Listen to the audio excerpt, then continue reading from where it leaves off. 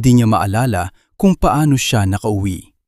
Ang malinaw lang ay ang mensahe ni Adrian kinagabihan. "Please, let me explain." Hindi siya sumagot. Kinabukasan, nasa labas na ito ng apartment niya. Ulan, gusot ang buhok. Unang beses na mukhang hindi kontrolado. "Mahal kita," sabi nito.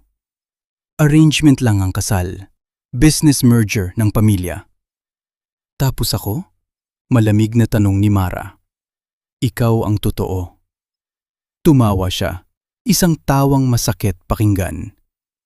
"Kung ako ang totoo, bakit siya ang pinapakasalan mo?"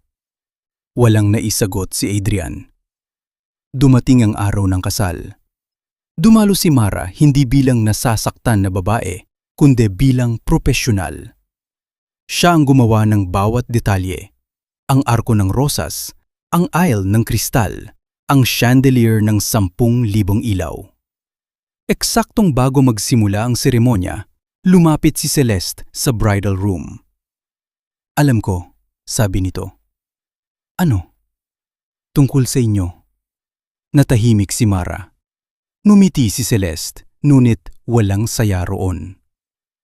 Akala niya ako ang naloloko niya. Pero kailangan ko lang ang apelyido niya. At kailangan niya ang pera namin. Inabot nito ang bouquet kay Mara. "Congratulations," dagdag niya. "Mas mahal ka niya kaysa sa akin." "Bakit mo pa rin siya pakakasalan?" Tumingin si Celeste sa salamin. Dahil hindi lahat ng kasal ay tungkol sa pag-ibig. Naglakad si Celeste papuntang altar. Nagsimula ang musika. Kumislap ang mga ilaw na si Mara mismo ang pumili. At sa unang pagkakataon, naunawaan niya. Hindi siya kabit. Hindi rin siya biktima. Isa lamang siyang lihim na akala niya ay kwento ng pag-ibig.